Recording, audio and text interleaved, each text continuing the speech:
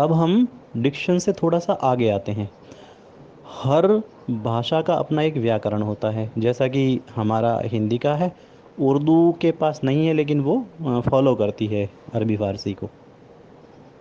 Grammar होता है, और जो शब्दावली है वो उस ग्रामर के अनुसार ही बरती जाती है, बरतना पड़ता है हमें।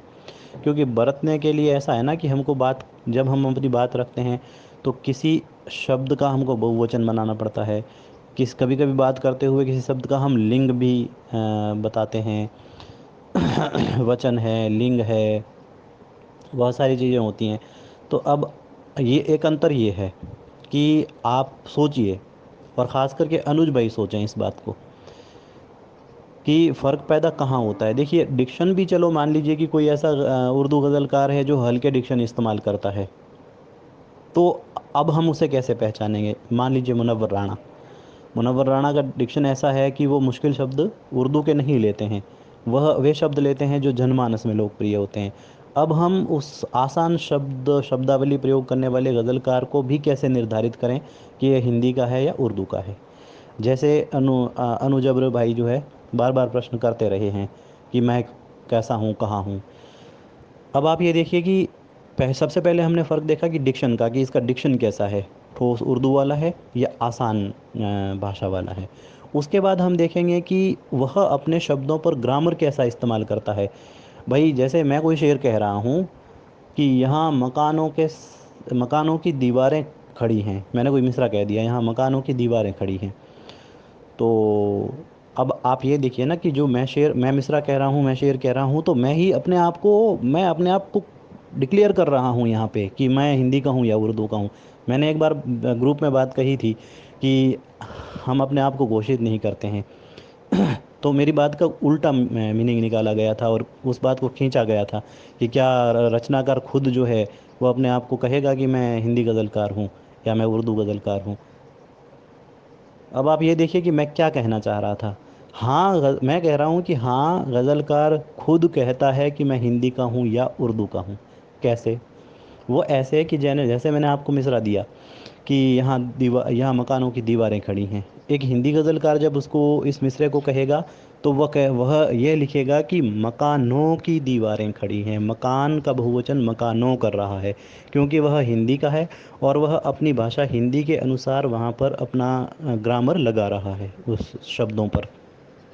और अगर उर्दू गज़लकार इस मिसरे को कहेगा, तो वो ये कहेगा कि यहाँ मकानात की दीवारें हैं।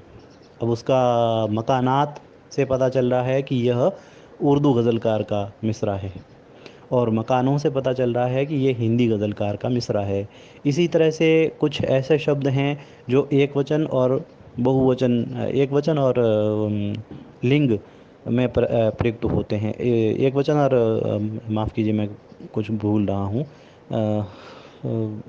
पुल्लिंग और स्त्रीलिंग में इस्तेमाल होता है। जैसे हमारे पास में एक उदाहरण है कलम। ऐसे शब्द और होंगे, लेकिन मुझे पता नहीं है कितने हैं, तो हम कलम को ही ले लेते हैं। जैसे उर्दू गज़ल का अगर बात रहेगा कि मेरा कलम जो है ऐसा है, और अगर हिंदी गज़लकार अपनी बात कहेगा तो कहेगा कि मेरी कलम ऐसी है।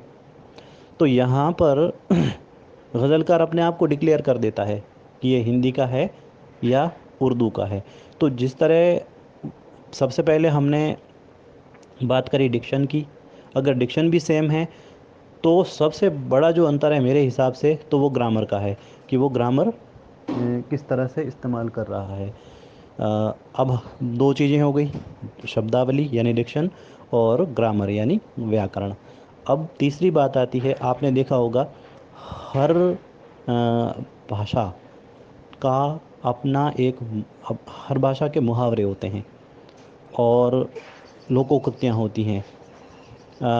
जैसे मैंने ये पाया है कि जो हमारी जो पैतृक भाषा, जो लोकल लैंग्वेज है मेरे गांव की, वो छोटी सी जगह में बोली जाती है, लेकिन बहुत समृद्ध है। उसके अपने मुहावरे हैं, अपनी लोकोक्तियाँ हैं, अपनी बातें हैं, बोध कथाएँ हैं, वो सब बहुत समृद्ध है वो।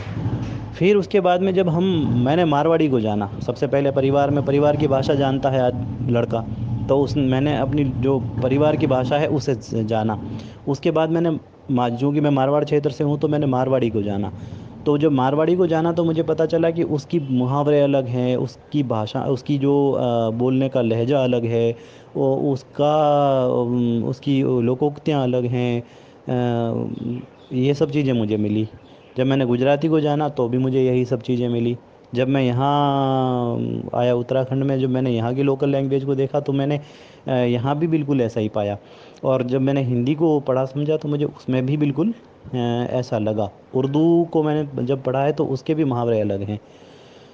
तो उसके बाद में हम जिस तरह से अपनी गज़लों में मुहावरों का, जैसे कई बार आपने गज़लों में मुहावरों का इस्तेमाल देखा होगा, कई बार लोकोक्तियों का इस्तेमाल देखा होगा, कई बार पौराणिक कैरेक्टर्स जो होते हैं, हमारे किरदार होते हैं, उनको प्रतीकों के तौर पर आपने देखा होगा। तो अ, वहाँ पर प्रतीक भी जो है वो बहुत अंतर डालते हैं। आपने हमेशा देखा होगा कि उर्दू गज़ल में जो है लैला मजनू रांझा हीर शीरी फरहाद अरस्तू, ऐसे ऐसे सिकंदर। और आप देखिए कि ये सारे के सारे जो हैं वो बाहरी हैं और एक अलग क्षेत्र से हैं। उसके बाद में हमारे, हाँ ये अलग बात है कि वहाँ कृष्ण राधा को लेकर भी अच्छे शेर मिलते हैं, लेकिन परसेंटेज अगर आप देखेंगे ना प्रतीकों का, तो 90 और 10 आपको दिखेगा। 90 प्रतीक ऐसे हैं जो बाहर के हैं, हमारी संस्कृति के नहीं हैं, और 10% प्रतीक ऐसे हैं हम वहाँ पे कि जो हमारी संस्कृति के हैं। और यहाँ पे आप देखेंगे हिंदी गज़ल में तो आपको 90% प्रतीक जो है वो हमारे मिलेंगे, भारतीय संस्कृति के। और 10% हो सकता है कि किसी ने लैला मजनू के बारे में भी कहा हो, किसी ने इन चीज़ों को लेकर भी कहा हो। तो डिक्शन के बाद शब्दावली के बाद ग्रामर, और ग्रामर, हालांकि ग्रामर का हिस्सा ही होते हैं मुहावरे, लोकोक्तियाँ, प्रतीक, ये सब, लेकिन हमने समझने के लिए भी इसको अलग तरह से समझा है।